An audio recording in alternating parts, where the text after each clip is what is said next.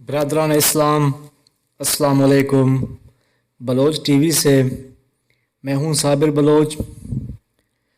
دوستو، بلوچ تاریخ حوالے سے لسٹ ہیں، اس سے پہلے میں بیان کیے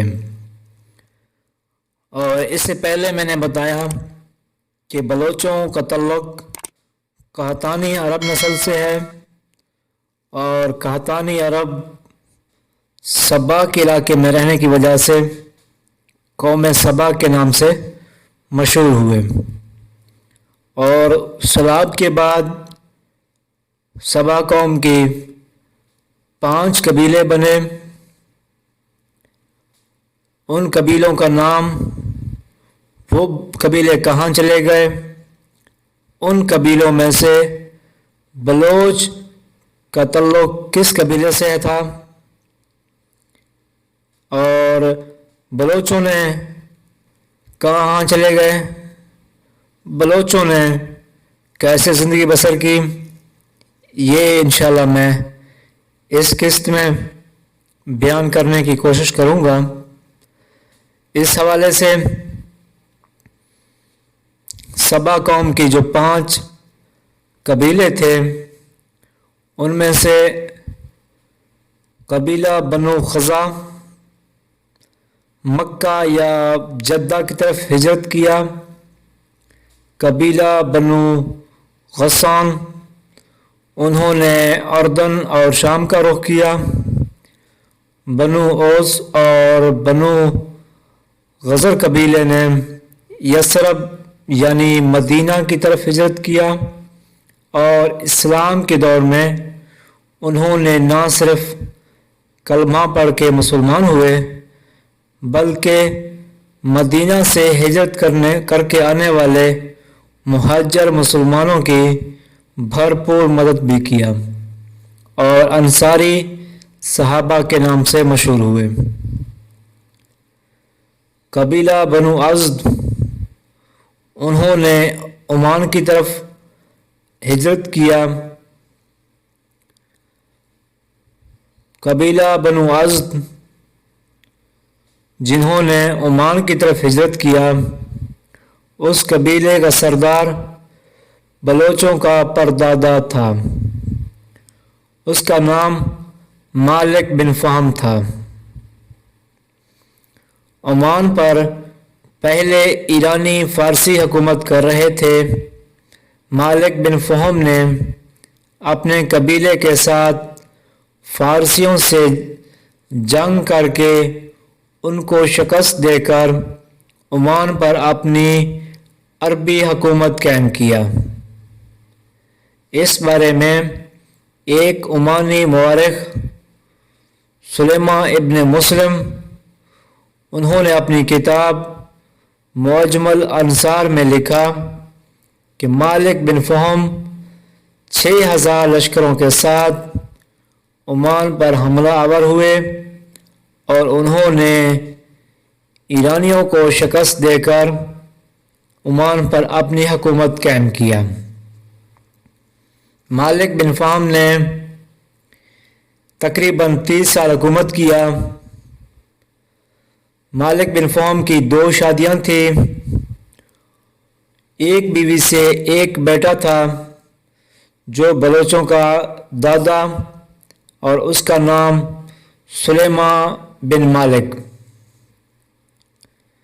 سلیمان بن فہم کو اپنے دوسرے بیٹوں کی نسبت سلیمان ابن مالک زیادہ عزیز تھا، جیسے حضرت یعقوب علیہ السلام کو اپنے باقی بیٹوں کی نسبت حضرت یوسف علیہ السلام سے حضرت یوسف علیہ السلام زیادہ عزیز تھے، اور سلیمان بن مالک اپنے باقی بھائیوں کی نسبت زیادہ باصلاحیت اور باکمال بھی تھا، لیکن دوسرے بھائی اس وجہ سے حسد کرتے تھے کہ ابا ہم سے زیادہ سلیمان بن مالک کو کیوں چاہتے ہیں۔ بہرحال مالک بن فہم نے جب عمان کی سرزمین پر اپنی حکومت قائم کیا تو انہوں نے اپنے بیٹوں سے کہا کہ بیٹو بات سنو، ہم نے فارسیوں کو شکست دیا، ان کے ملک پر اپنی حکومت قائم کیا۔ فارسیوں کے علاوہ دوسرے بھی کئی قبیلے ہیں جو ہم سے دشمنی کر سکتے ہیں، لہٰذا اس لیے اپنی حفاظت کے لیے ہر رات آپ میں سے ایک بندہ قلعے کے باہر پہرا یا ڈیوٹی یا چوکیداری کرے گا تاکہ بیرونی حملہ آوروں سے ہم محفوظ رہ سکیں۔ کچھ وقت کے بعد حسد کی وجہ سے دوسرے بھائیوں نے آ کر اپنے باپ مالک بن فہم سے شکایت کیا کہ سلیمان بن مالک اکثر رات کو سو جاتا ہے، وہ اپنی ڈیوٹی صحیح طریقے سے نہیں کرتا۔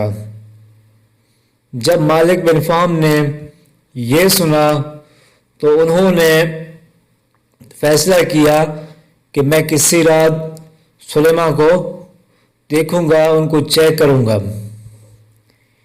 ایک رات جب سلیمان بن مالک اپنی ڈیوٹی کر رہا تھا تو رات کے اندھیرے میں کسی کو بغیر بتائے مالک بن فہم گھر سے نکل کر باہر کہیں چھپ کر بیٹھ گئے،